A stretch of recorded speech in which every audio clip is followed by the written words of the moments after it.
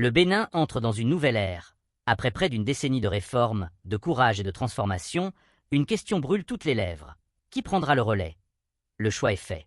Un homme, formé à la rigueur, marqué par la discrétion mais reconnu pour son efficacité. Un technocrate devenu symbole d'espoir pour certains, d'interrogation pour d'autres, Romuald Ouadani. Est-il l'homme qu'il faut pour écrire le prochain chapitre du Bénin? Aujourd'hui, depuis Parakou, il brise le silence et s'adresse à la nation lors de son discours en tant que candidat de la mouvance présidentielle à l'élection présidentielle de 2026. Mesdames et messieurs, chers amis,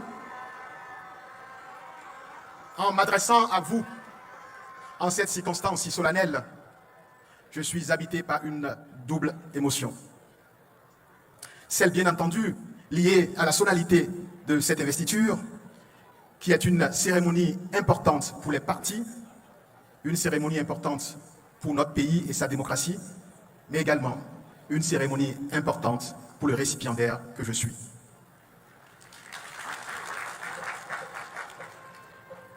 Mon émotion revêt un caractère d'autant plus particulier que nous sommes ici à Parakou, ville où, enfant, j'accompagnais mon papa, jadis directeur départemental du plan du Borgo.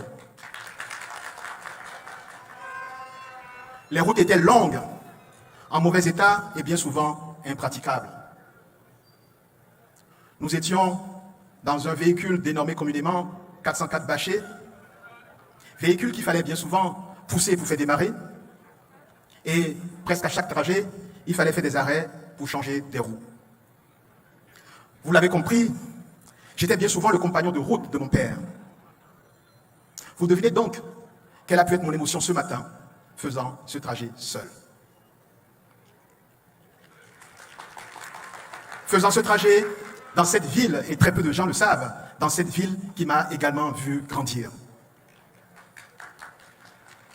Je salue donc au passage mes camarades et surtout mes anciens amis avec qui nous jouions au foot dans les rues de l'Ajifarani, pas très loin d'ici.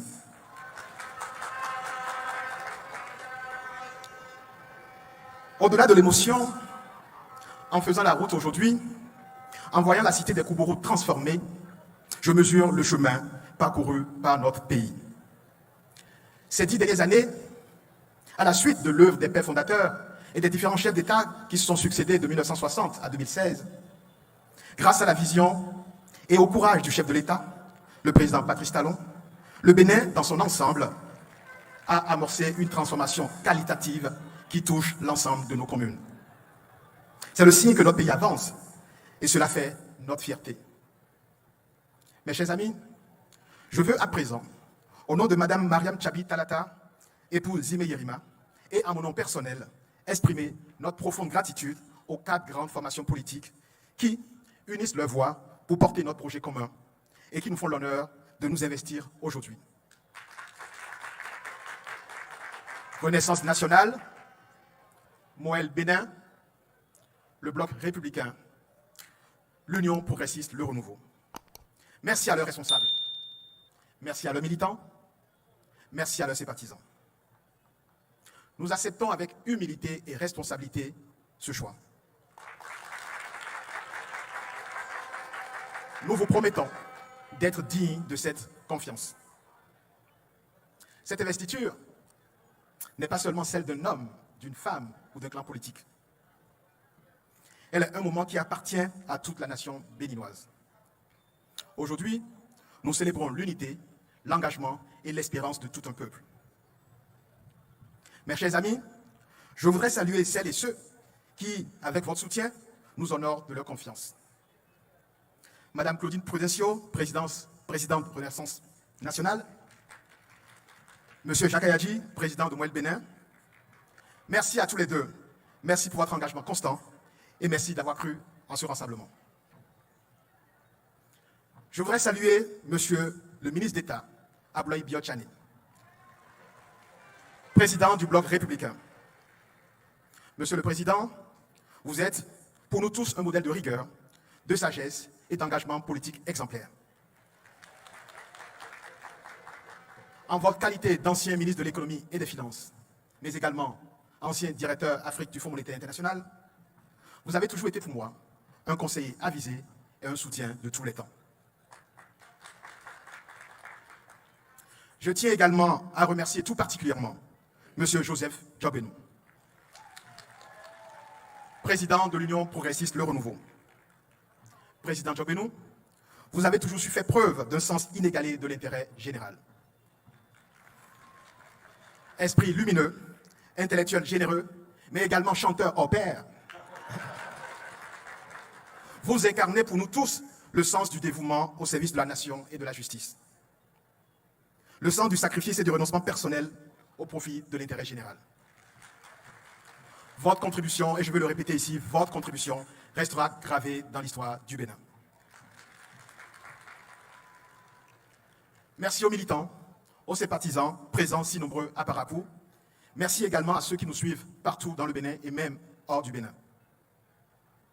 Mes chers amis, permettez-moi enfin de rendre un hommage appuyé et très spécial à celui qui nous guide depuis maintenant presque 10 ans. À celui qui a enfin su poser la vision et les bases du développement et de la transformation profonde du Bénin. Son Excellence, le président Patrice Talon.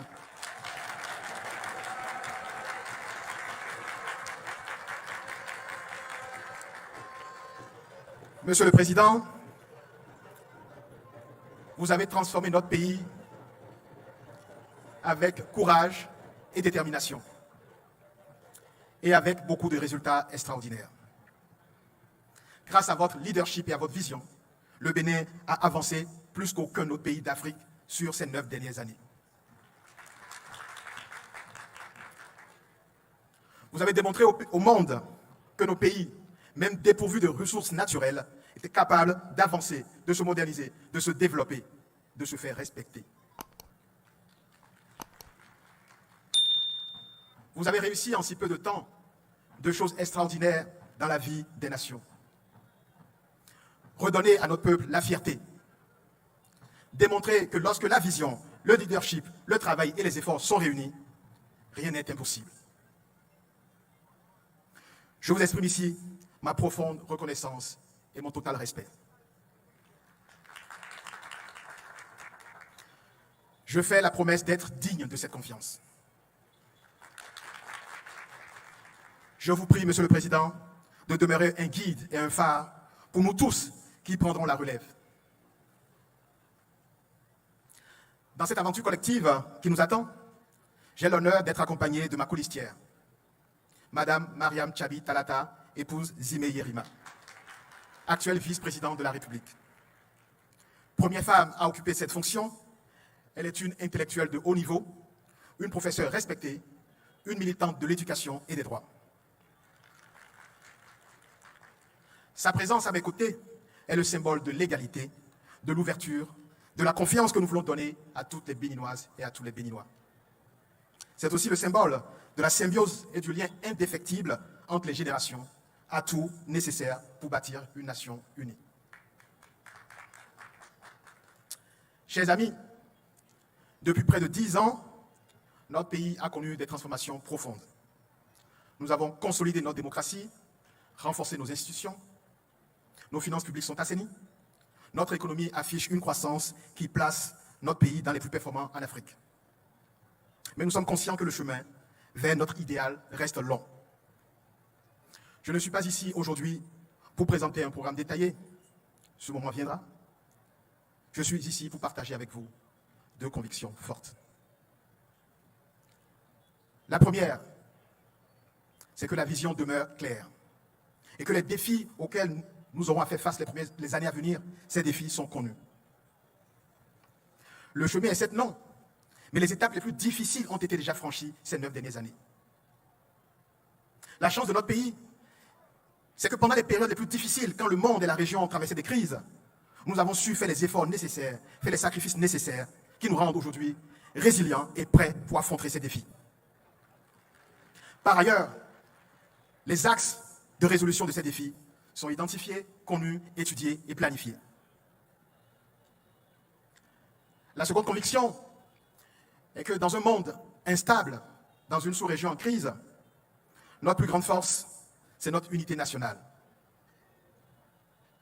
Je veux être le candidat de tous les Béninois.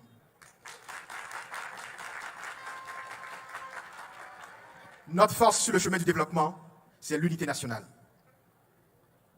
Notre atout, c'est que la vision est claire, les lignes sont tracées, les défis et les solutions sont connus. Et notre chance, c'est que les efforts consentis tous ensemble ces dernières années vont désormais permettre à tous de bénéficier pleinement des fruits de la croissance.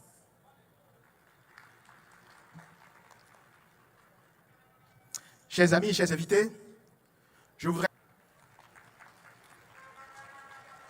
voudrais maintenant m'adresser à la jeunesse. J'ai presque envie de rentrer dans la fosse pour m'adresser à la jeunesse.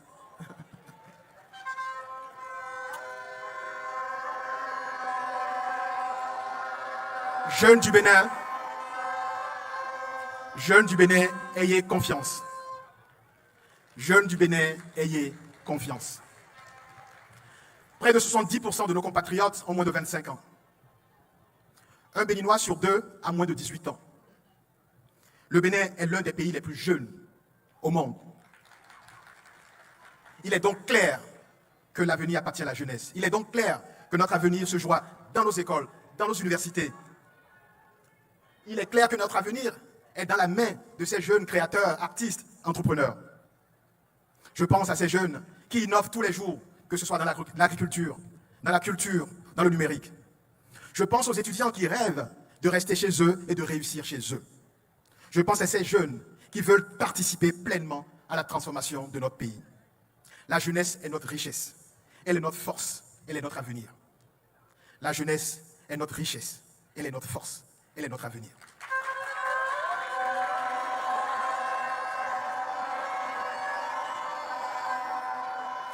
J'ai la conviction forte que chaque jeune Béninois porte en lui un immense potentiel que nous n'avons pas encore fini de réveiller et de révéler.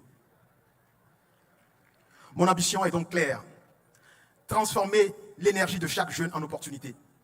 Transformer les opportunités en réussite et transformer les réussites en dignité. Chaque jeune Béninois doit avoir la chance de réussir, de travailler, de bâtir sa vie dans la liberté et la sécurité. Mon engagement est donc de bâtir avec vous et pour vous un avenir où chaque jeune, d'où qu'il vienne, puisse rêver, entreprendre et réussir. Mes chers compatriotes, nous écrirons ensemble une nouvelle page de notre histoire. Une histoire qui s'appuie sur des bases solides construites ces dernières années. Une histoire qui permettra à chaque jeune, à chaque famille, de bâtir sereinement son avenir. Je fais devant vous une promesse solennelle. La promesse de servir avec intégrité, courage et constance. Merci à tous.